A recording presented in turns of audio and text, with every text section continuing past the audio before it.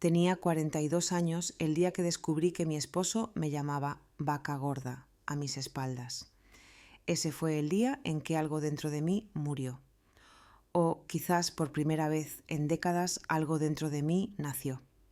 Me llamo Antonia Sánchez, aunque durante los últimos 10 años he sido conocida como la señora de Valverde, esposa del diputado Rodrigo Valverde, esa mujer elegante que aparecía en las páginas de sociedad de los periódicos, siempre con una sonrisa perfecta y un vestido que costaba más de lo que muchas familias ganaban en un año.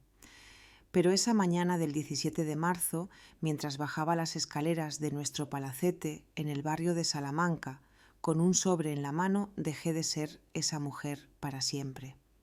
Eran las 10:16 de la mañana.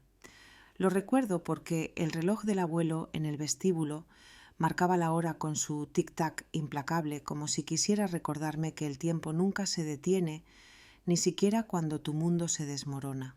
Había preparado el desayuno especial que a Rodrigo le gustaba: café recién hecho, croissants de la pastelería francesa de la calle Serrano, zumo de naranja natural.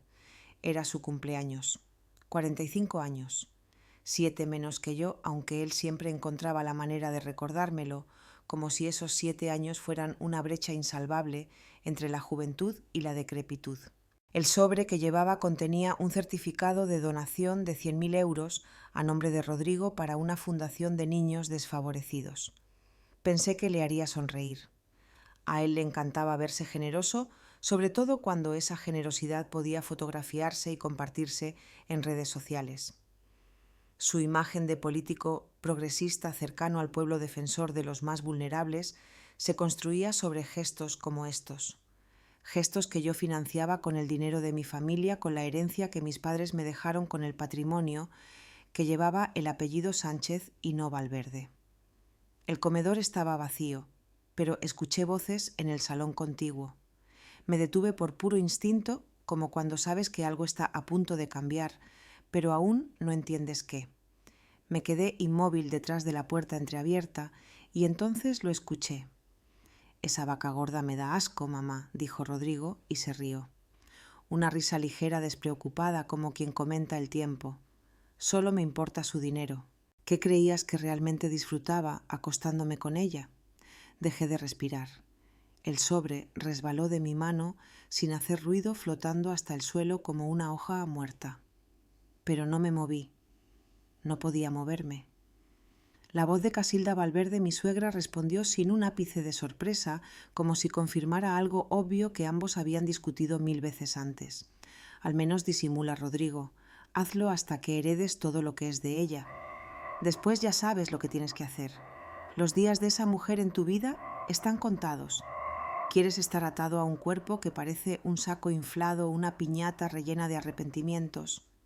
Se rieron, los dos, con la ligereza de quien no siente vergüenza por su crueldad, de quien nunca ha tenido que esconderse de sí mismo. Tragué saliva. Mi rostro no cambió, pero mis piernas temblaron ligeramente, como si el mundo hubiera acelerado de repente y yo fuera la única que intentaba mantener el equilibrio. Me sostuve.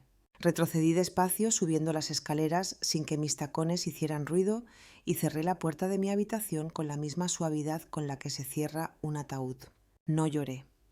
No grité. No los confronté. Esa noche cenamos juntos. Les ofrecí una sonrisa alegre y le di su regalo a Rodrigo, un reloj Patek Philippe que había elegido personalmente, sabiendo que le encantaría lucirlo en sus actos públicos. Él me agradeció con un beso seco en la mejilla y fingió entusiasmo. Casilda comentó que el vino era excelente y sugirió que yo debería probar la dieta de una amiga suya. Todos rieron. Todos excepto yo. Yo solo los observaba con una serenidad que era menos calma y más planificación. Pasada la medianoche, cuando Rodrigo dormía profundamente en la suite principal, caminé descalza por la casa. Miré cada rincón. Las obras de arte que yo había elegido, los muebles que importé de Italia, el piano de cola que nunca aprendí a tocar. Cada objeto era un testigo silencioso de una vida que nunca había sido realmente mía. Era un museo construido para encajar en un molde que me había estado asfixiando durante años. En el despacho saqué una hoja de papel y escribí con letra firme: «Gracias por mostrar tu verdadero rostro». La firmé sin nombre, la doblé y la dejé sobre su almohada. Luego abrí mi portátil. En menos de una hora activé las transferencias que había programado meses atrás, cuando aún no sabía que ese día llegaría tan pronto, pero ya intuía que llegaría. Contacté con el comprador que llevaba semanas esperando, confirmé la venta del palacete, moví el grueso de mi fortuna a una cuenta en Andorra bajo una identidad diferente. Había pasado años gestionando el patrimonio de mi familia. Sabía exactamente cómo mover dinero sin dejar rastro. Sabía exactamente cómo desaparecer. A las 5 de la madrugada el palacete quedó atrás.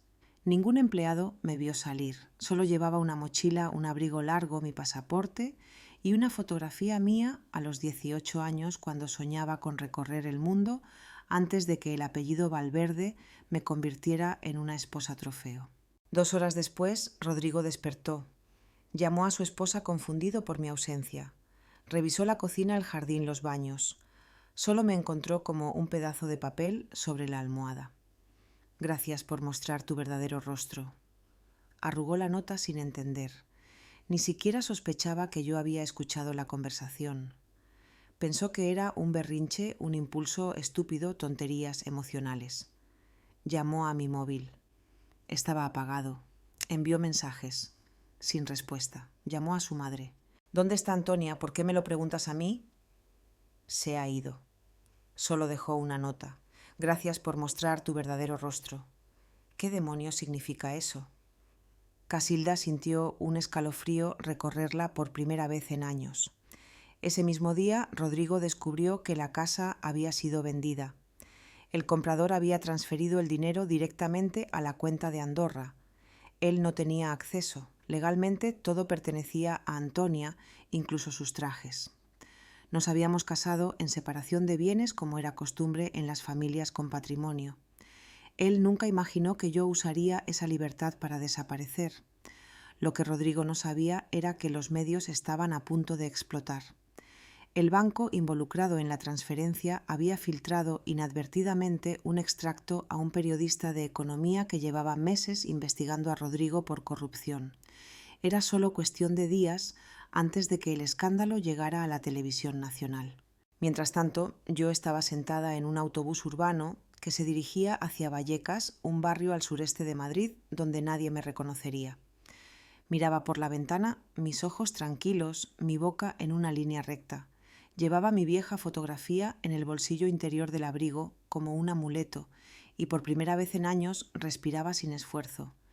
No tenía un plan fijo ni un destino claro, solo un propósito: empezar de nuevo desde un lugar donde no valía nada para descubrir cuánto valía realmente. En las noticias de la tarde, la presentadora anunciaba: «La esposa del diputado Rodrigo Valverde ha desaparecido. Hay rumores de que vendió su palacete y vació sus cuentas. Algunos hablan de secuestro, otros de un escándalo matrimonial. Nadie sabía con certeza, pero yo sí. Yo sabía que el verdadero secuestro había sido toda mi vida. Sabía que el desprecio disfrazado de matrimonio ya no tendría lugar en mi existencia. Y también sabía que pronto el mundo conocería a una mujer a la que habían llamado gorda, afortunada, pero que ahora estaba decidida a demostrar que no hay nada más poderoso que una mujer que ya no necesita a nadie más para levantarse». Nadie imaginaba que detrás de esa sonrisa silenciosa yacía una verdad más grande que cualquier traición. Yo no había escapado. Me había despertado. El autobús avanzaba despacio por calles polvorientas, las ventanas empañadas por el aire húmedo de la mañana. Mi mochila descansaba sobre mi regazo. Dentro no había joyas, ni ropa de diseñador, ni perfumes caros. Solo documentos, algo de efectivo, un cuaderno lleno de frases que escribía cuando mi pecho no podía contener las lágrimas, y esa fotografía descolorida de mi juventud, yo de pie junto al mar, con los brazos abiertos, como si el mundo entero me perteneciera. En aquel entonces aún no había conocido a Rodrigo. En aquel entonces aún no me había convertido en la sombra elegante de una vida fraudulenta. El autobús se detuvo con un chirrido. El conductor giró la cabeza sin interés y dijo con voz áspera: «Vallecas, última parada». Me levanté. Nadie me miró. Nadie reconoció a la mujer que apenas 2 días antes aparecía en las portadas de revistas de moda y eventos benéficos. En este mundo yo era invisible, y por primera vez eso me produjo una sensación de alivio. Vallecas no era un barrio pobre, era un barrio herido. Las fachadas agrietadas parecían contar historias de inviernos feroces, promesas rotas y esperanzas que sobrevivían como malas hierbas entre las piedras. Niños jugaban descalzos en charcos de agua sucia, mujeres barrían aceras mientras cargaban bebés en la cadera. Un hombre vendía bocadillos desde un puesto callejero en la esquina, una radio vieja escupiendo copla atemporal. Caminé por las calles observando cada detalle con una mezcla de miedo y fascinación. Un aviso pegado con cinta en la verja de una casa llamó mi atención. Habitación en alquiler, baño compartido, no se hacen preguntas. Llamé a la puerta, salió una mujer de unos 60 años, piel curtida y ojos pequeños desconfiados. ¿Buscas algo? Vi el cartel. Busco un lugar donde quedarme una temporada. Puedo pagar por adelantado. La mujer me escaneó de arriba a abajo. Algo en mí no encajaba, demasiada compostura, piel demasiado bien cuidada para este entorno. Nombre dudé solo una fracción de segundo. Maya del Sol.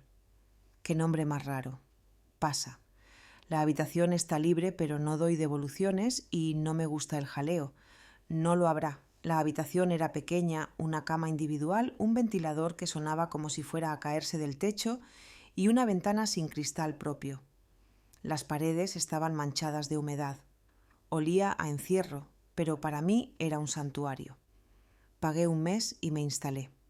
Esa noche no lloré. Solo me tumbé en el colchón duro, cerré los ojos y dejé que el silencio hiciera su trabajo. Al día siguiente caminé sin rumbo por el barrio. Me presenté como una mujer arruinada por un fraude financiero, alguien que lo había perdido todo. No era mentira, aunque no por las razones que todos imaginaban. Me miraban con lástima, pero también con cierta curiosidad mórbida. Era nueva, era extraña. Era otra historia triste en un lugar lleno de ellas. Llegué a un pequeño centro de salud comunitario. La fachada se estaba descascarando. Dentro había un par de camillas oxidadas, sillas de plástico rotas y un mostrador de recepción improvisado con cajas de cartón. Una mujer discutía con un joven sobre medicamentos que no podían pagar. Señora, ya le dije que no tenemos ese antibiótico y si lo consigue fuera no puedo garantizar que sea auténtico. La voz masculina pertenecía a un hombre alto con el pelo castaño despeinado, las mangas de la camisa enrolladas y ojeras bajo los ojos que revelaban noches sin dormir. Sus ojos estaban marcados por la tristeza, pero su tono era firme y cálido a la vez. Lo observé durante unos segundos. Él me miró fugazmente, luego volvió a enfocarse en la paciente. Dile a tu hijo que siga viniendo. Aunque no tengas dinero aquí, no negamos atención. Conseguiremos el medicamento de alguna manera. Cuando terminaron me acerqué. ¿Es usted el médico? Soy Mateo Ibáñez. ¿Necesita atención médica? No vengo a ofrecerme como voluntaria. Tengo experiencia en gestión organizativa. Quizás pueda ayudar con el inventario coordinando donaciones, cosas así. Mateo me observó en silencio. Había algo en la forma en que hablaba esa certeza en mi voz que no coincidía con mi historia de haberlo perdido todo. No me confrontó. Extendió la mano. Bienvenida, Maya. Este lugar necesita más manos que preguntas. Y así comenzó. En los días siguientes aprendí a doblar sábanas manchadas, organizar cajas de suministros caducados y recibir donaciones mínimas que llegaban como milagros. Nadie preguntaba por mi pasado. Lo único que importaba era lo que hacía en el presente. Fue en esa misma clínica donde conocí a Leonor. Tenía 8 años con el pelo apagado y grandes ojos oscuros que parecían saber demasiado. Estaba sentada en la camilla de exploración, la cabeza apoyada en el hombro de una anciana de rostro dulce. Doña Reme no ha querido comer en 3 días, dijo la mujer. Tiene fiebre por las noches y su piel está cada vez más pálida. Mateo la examinó, pidió análisis, luego salió al pasillo y se apoyó contra la pared. Su rostro estaba tenso. ¿Qué pasa?, le pregunté. Sospecho leucemia, pero necesitamos los análisis y eso cuesta dinero.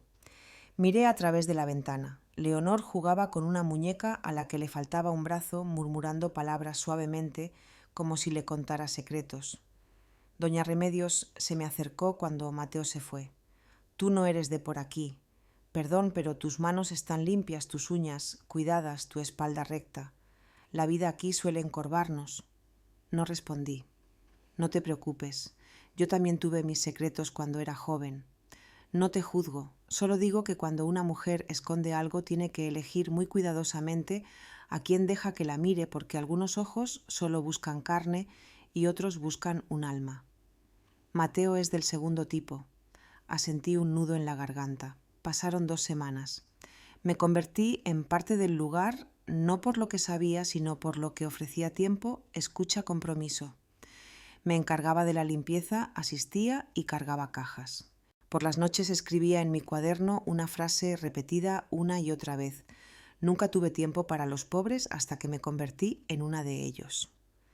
Una mañana, mientras organizaba archivos en la pequeña oficina, sonó el teléfono. Mateo contestó con tono rutinario, pero su rostro cambió cuando escuchó el nombre. ¿Valverde?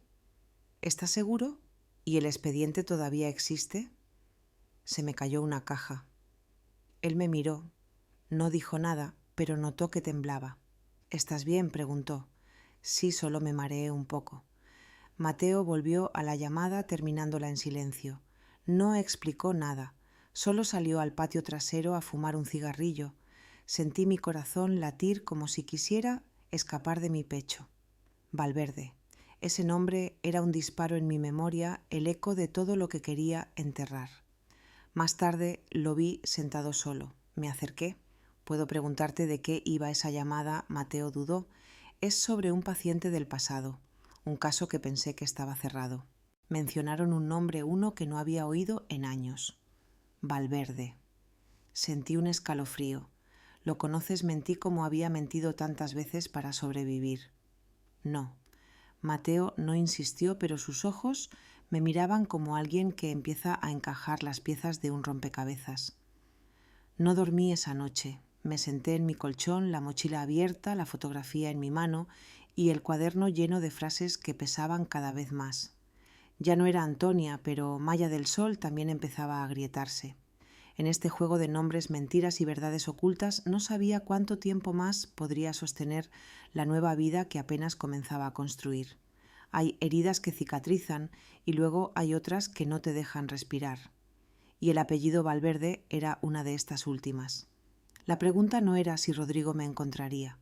La pregunta era si cuando lo hiciera yo sería lo suficientemente fuerte para enfrentarlo o si volvería a caer en la prisión invisible de la que tanto había luchado por escapar. Me miré en el espejo agrietado del baño compartido mientras me lavaba la cara. El agua era turbia y fría y las baldosas sucias reflejaban una imagen de mí misma que aún no reconocía del todo. Maya del Sol. Ese nombre se había convertido en una especie de armadura. Lo llevaba con creciente facilidad, aunque una parte de mí aún temblaba por dentro. Pasaron las semanas despacio, pero algo dentro de mí empezó a cambiar. La rutina humilde, la conexión humana real, la ausencia de apariencias, todo empezó a moldear mi corazón de la manera en que el fuego moldea el metal. Ya no pensaba constantemente en Rodrigo, ya no reproducía esa frase odiosa como un puñal clavado en mi memoria. Ahora pensaba más en otras cosas, la risa de Leonor, el cansancio en los ojos de Mateo, la mirada intuitiva de doña Reme, y una idea que empezó a germinar con fuerza, construir algo nuevo desde las ruinas, no para mí, sino para otras mujeres que también habían sido usadas, manipuladas y silenciadas. Leonor se había convertido en mi centro de gravedad. La niña se aferraba a mí con una confianza absoluta, como si me hubiera estado esperando toda su vida. Jugábamos con muñecas de trapo, inventábamos historias absurdas y compartíamos silencios que decían más que 1000 palabras. Yo no necesitaba ser madre biológica para sentir ese vínculo. En el fondo sabía que este era el amor que la vida me había negado 3 veces. ¿Tú también te has sentido invisible?, me preguntó una mañana mientras dibujábamos en el suelo con tizas de colores. Sí, muchas veces, respondí sin pensar demasiado. Entonces somos iguales, dijo la niña. porque cuando la gente tiene miedo aparta la mirada y entonces ya no existes. Sentí un nudo en la garganta. Me pregunté cuántas veces yo misma había apartado la mirada confinada en mi burbuja de lujo y apariencias. Cuántas veces había fingido no ver la miseria desde mi coche blindado. Esa culpa era una compañera silenciosa y constante. Una tarde calurosa, el barrio se llenó de música. Se organizó una verbena comunitaria para recaudar fondos. Mateo lo propuso como excusa para que todos se distrajeran. Pero fui yo quien tomó las riendas. Convencí a las mujeres del barrio para que hicieran dulces, artesanías, ropa tejida. Coordiné los espacios, los horarios, los permisos. En solo unos días me convertí en una figura central. No sé quién eras antes, Maya me dijo doña Reme mientras amasábamos pan juntas. Pero quién eres ahora es bueno para este lugar. Sonreí. Había dejado de corregir a la gente cuando me llamaban por mi nuevo nombre. Era más que un disfraz. Era una versión de mí misma que quería que fuera real. En medio de este pequeño renacimiento surgió un recuerdo inesperado. Mateo estaba hablando con una enfermera sobre un viejo expediente. Mencionaron algo que me revolvió el estómago. Casilda Valverde fue mi paciente privada, comentó Mateo, sin saber que yo escuchaba detrás de una cortina. Me despidieron hace años cuando me negué a encubrir recetas ilegales que estaban dando a pacientes adictos. Su hijo, ese político Rodrigo, amenazó con destruir mi carrera si hablaba. Sentí una punzada. Mi historia y la de Mateo habían estado conectadas mucho antes de que nos conociéramos. El mismo apellido, la misma corrupción. El círculo se cerraba sin que lo supiéramos. O quizás el destino era más cruel de lo que imaginaba. Esa noche, cuando terminó la verbena, subí al tejado del edificio donde vivía. Miré el cielo estrellado y por primera vez desde que había huido permití que las lágrimas fluyeran. No era tristeza, era una mezcla amarga de gratitud y dolor.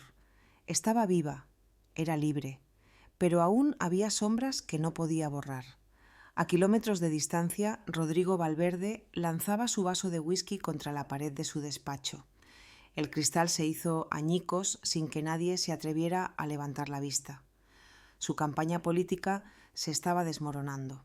Algunos donantes lo estaban abandonando. Los medios empezaban a sospechar. Los periodistas seguían el rastro de la venta sospechosa del palacete. La desaparición de Antonia se había convertido en un escándalo en toda regla. Encuéntrala, ordenó al investigador privado que había contratado. No me importa cómo, la necesito de vuelta antes de que esto me hunda. El hombre, un ex militar con cara de perro cansado, asintió sin emoción. Ya tenía algunas pistas, movimientos bancarios, conexiones telefónicas, imágenes borrosas de cámaras de seguridad. Era solo cuestión de tiempo. Mientras tanto, yo visitaba un viejo almacén abandonado en las afueras del barrio. Nadie me vigilaba, nadie sospechaba que lo había comprado en secreto usando una nueva identidad. Mi plan era claro: transformarlo en una fundación para mujeres víctimas de maltrato. Un refugio real con consejeros, comida, vivienda y ayuda legal. Un lugar donde otras como yo pudieran empezar de nuevo sin tener que mentir sobre sus nombres. Lo anoté todo en un cuaderno de hojas gruesas: necesidades, proveedores, ideas de financiación. Mateo me ayudaba sin hacer demasiadas preguntas. Ya no me miraba con sospecha, sino con algo más cercano a la admiración, aunque una melancolía inconfundible aún latía en sus ojos. Perdí a mi esposa por una neumonía mal diagnosticada, me confesó una noche. La atención privada la mató. Los hospitales caros también cometen errores, solo que los encubren mejor. Escuché sin hablar. Sabía que de alguna manera él también había sido roto por un sistema podrido. En la verbena, Leonor vendía pulseras de hilo hechas a mano. Su sonrisa era más brillante que cualquier farola. Corría entre los puestos con energía. Doña Reme la observaba con ojos cansados pero felices. Todo parecía fluir hasta que ocurrió lo inesperado.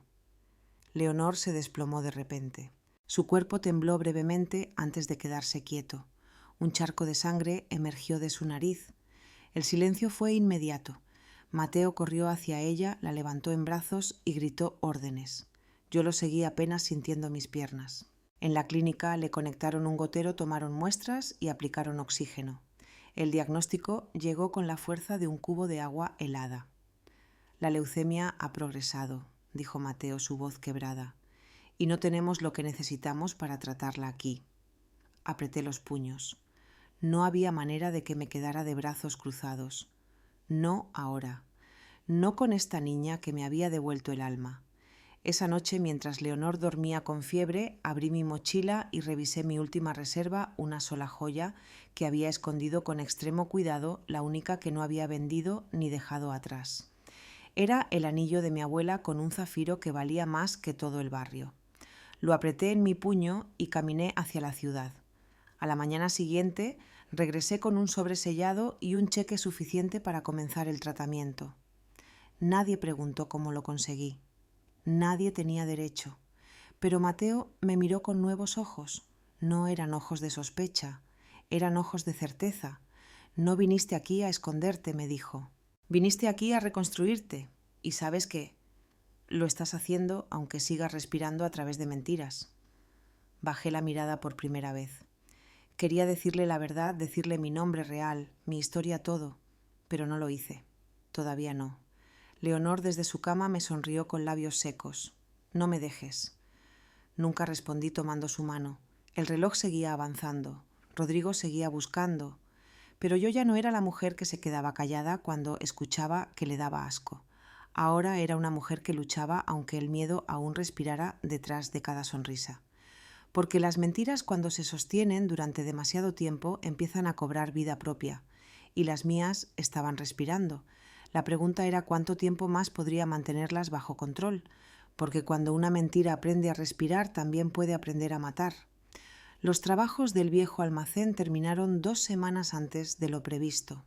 Las manos del barrio se unieron como si el proyecto siempre les hubiera pertenecido. Hombres que apenas sabían leer mezclaban cemento con la precisión de un cirujano. Mujeres que llevaban años de dolor pintaban paredes como si estuvieran lavando heridas. Cada ladrillo, cada azulejo contenía una historia, historias que hasta entonces nadie había querido escuchar. La Fundación Maya del Sol abrió sus puertas en una ceremonia sin prensa, sin cámaras, sin discursos vacíos. Solo estaban los que importaban. Leonor, con el pelo ya ralo por la quimioterapia, llevaba las tijeras para cortar la cinta. Mateo, con los ojos empañados, sostenía la mano de Antonia mientras ella respiraba hondo, como si cada inhalación fuera un acto de resistencia contra la muerte. Antonia había completado los trámites legales semanas antes. Todos sus activos restantes, cuentas, inversiones y acciones habían sido transferidos a nombre de la fundación. Ni una sola joya ni una propiedad quedaba bajo su propio nombre. Todo lo que alguna vez fue símbolo de opresión, ahora sería herramienta de salvación. Antonia caminaba despacio por los pasillos del nuevo edificio, las paredes blancas, los murales pintados por los niños del barrio, las salas de consulta vacías, esperando pacientes. Todo la conmovía profundamente. Este lugar no era solo una estructura, era su legado, su redención. Días después, en la sombra de un pasillo, apareció Evelyn. Nadie la había visto llegar. Iba vestida con sencillez, sin maquillaje ni anillos. Sus ojos estaban hinchados y su cuerpo encorvado como si hubiera estado arrastrando una culpa durante años que finalmente era demasiado pesada. Leonor dormía cuando Evelyn entró en su habitación. Se sentó junto a la cama y torpemente acarició la mano de la niña. Murmuró palabras que parecían dirigidas más a sí misma que a la niña. Luego se fue en silencio, pero Antonia la esperaba afuera. «Sabía que vendrías», dijo. Evelyn bajó la mirada. «No vine a justificarme, vine a pedirte perdón.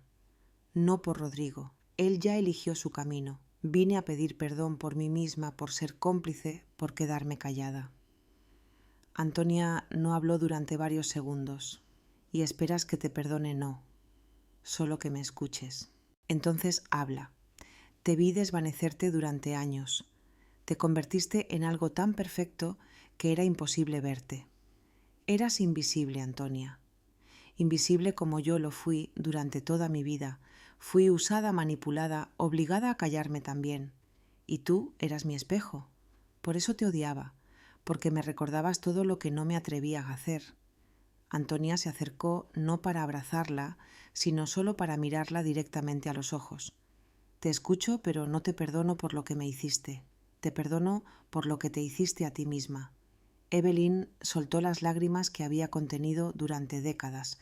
En la televisión, Rodrigo era noticia ya no como político, sino como sospechoso. Su imagen aparecía entre titulares de corrupción, lavado de dinero y vínculos con redes de tráfico de influencias. Había sido expulsado de su partido.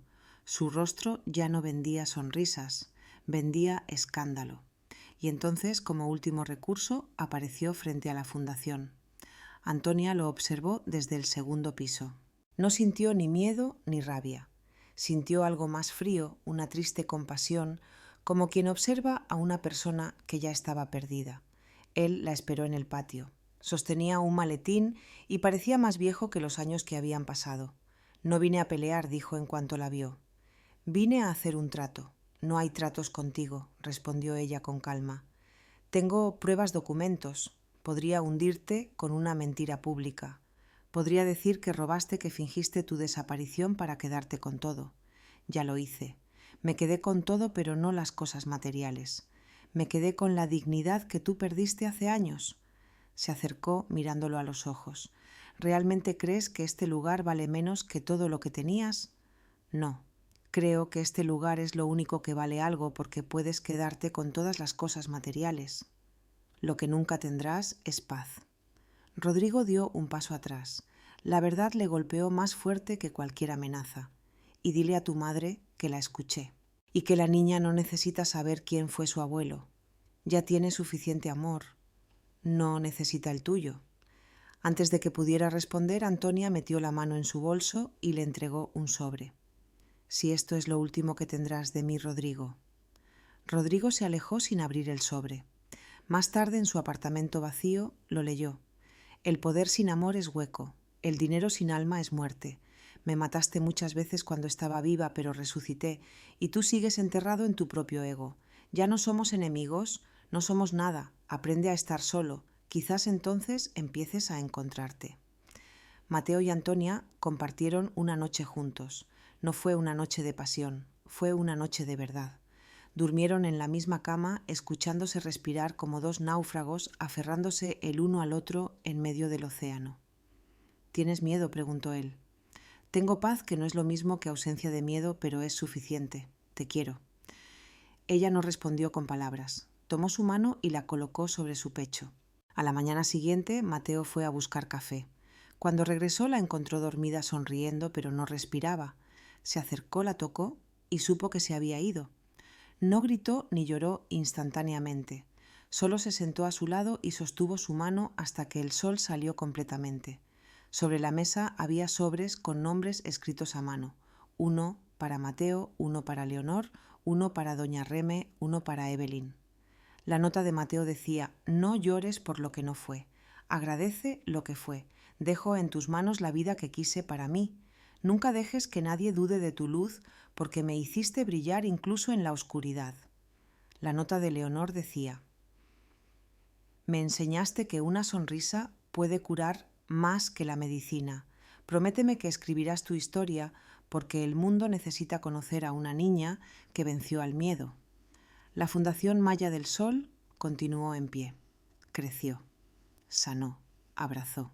Y en una de sus paredes principales, un mural con el rostro sonriente de Antonia recordaba a todos que algunas mujeres, aunque mueran, nunca se van realmente. Porque lo que cambia el mundo no es el dinero, es la verdad y el amor que se construye desde ella. Mateo no supo cuánto tiempo estuvo sentado junto a ella. Quizás 1 hora, quizás 2. El mundo parecía haberse detenido en esa habitación sencilla donde ella, con su cuerpo tranquilo y su sonrisa aún presente, había decidido irse sin despedidas dramáticas, sin ruido, sin miedo. Se fue como había vivido sus últimos meses en silencio, pero dejando huellas indelebles. No hubo funeral en un cementerio de mármol, ni misa con candelabros, ni discursos falsos de políticos. Su cuerpo fue incinerado como ella solicitó, y sus cenizas fueron esparcidas en el jardín de la Fundación Maya del Sol, justo donde plantaron un joven almendro que Leonor prometió regar cada mañana. La noticia de su muerte se extendió rápidamente por el barrio. Mujeres lloraron en la puerta. Niños cayeron en silencio. Leonor estuvo días sin hablar. Mateo caminaba en piloto automático, pero no se detuvo. Las cosas tenían que continuar, y se prometió a sí mismo que no dejaría que su historia fuera enterrada en esa habitación blanca. Fue Leonor quien descubrió algo más. Semanas después, en uno de los cajones del escritorio de Antonia, encontró un manuscrito cuidadosamente encuadernado, escrito con la misma letra clara y firme que usaba para las notas de la clínica. El título escrito a mano decía: «Mi marido dijo que le daba asco». El prólogo comenzaba: «Esta no es la historia de una mujer abandonada, sino de una mujer que aprendió a abandonarse a sí misma para complacer al mundo y un día despertó». Mateo lo leyó en una sola noche. Cuando terminó supo lo que tenía que hacer. Meses después, el libro fue publicado por una editorial independiente. Nadie esperaba el fenómeno en que se convertiría. Se volvió viral primero en redes sociales, luego en medios tradicionales. Mujeres lo compraban en silencio, lo compartían con lágrimas en los ojos, susurraban sobre él en reuniones de barrio y lo analizaban en universidades. La historia de Antonia no era solo sobre una esposa traicionada, era sobre cada mujer que alguna vez se había sentido menos que suficiente. En entrevistas, Mateo aparecía para hablar sobre el proyecto de la Fundación. Nunca tomó ni un céntimo por el libro. Todos los ingresos fueron dedicados a crear nuevas ubicaciones de la Fundación Maya del Sol en otras regiones. La idea era clara: ninguna mujer debería tener que desaparecer para volver a vivir. Leonor fue quien nombró la segunda ubicación. La llamó la Casa de las Renacidas. Era pequeña, modesta, pero llena de vida.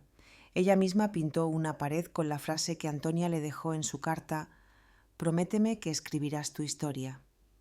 Y lo hizo. Leonor escribió. Publicó un libro infantil inspirado en sus experiencias, donde una niña derrotaba al monstruo de los días grises con una sonrisa y una pulsera roja. Fue invitada a ferias de libros, dio entrevistas. Siempre hablaba de Antonia como si aún estuviera viva, y para ella lo estaba. Mateo continuó como director médico de la Fundación. Había días en que el peso de su ausencia caía sobre él como una piedra, pero todo lo que tenía que hacer era entrar al jardín y ver a las mujeres riendo a los niños, corriendo a los voluntarios, llegando con entusiasmo para saber que Antonia había ganado, que su amor no había muerto, que su legado no era ceniza, sino raíz. Llevaba un relicario alrededor del cuello, dentro un mechón de pelo, que ella le había dado antes de morir, junto con una nota: «Cuando dudes de ti mismo, toca esto. Aquí está la parte de mí que nunca se irá». Nunca lo abrió en público, solo en noches solitarias, cuando el silencio dolía. Evelyn también cambió. Nadie lo creyó al principio, ni siquiera ella misma, pero lo hizo. Comenzó a visitar hogares para mujeres vulnerables, se convirtió en voluntaria anónima en un centro para víctimas de maltrato. Y lo más inesperado, donó todas sus propiedades, acciones y cuentas a la Fundación Maya del Sol. Desapareció de la vista pública. Nadie volvió a saber de ella. Algunos dicen que se fue a un convento, otros que se mudó a otro país. La verdad es que su nombre dejó de ser sinónimo de poder y se convirtió en una sombra silenciosa que ya no buscaba controlar nada. Rodrigo, por su parte, se hundió. Lo perdió todo: fortuna, reputación, aliados. Intentó publicar unas memorias para limpiar su nombre, pero nadie las compró. Se desvaneció en el olvido, como hacen los hombres que construyeron imperios solo sobre mentiras. Mateo lo vio una vez en un café de la ciudad, solo desaliñado, con mirada perdida. No se acercó. No dijo nada. Solo pensó en lo que Antonia había escrito en esa última carta: «Ya no somos enemigos, no somos nada». Un año después de su muerte, la Fundación organizó una ceremonia especial en su nombre. Llegó gente de diferentes lugares. Mujeres que habían leído su libro, que habían escapado de hogares violentos, que habían sido rescatadas del tráfico, que habían sanado en silencio gracias a su historia. Hablaron en voz alta, sin vergüenza, sin miedo.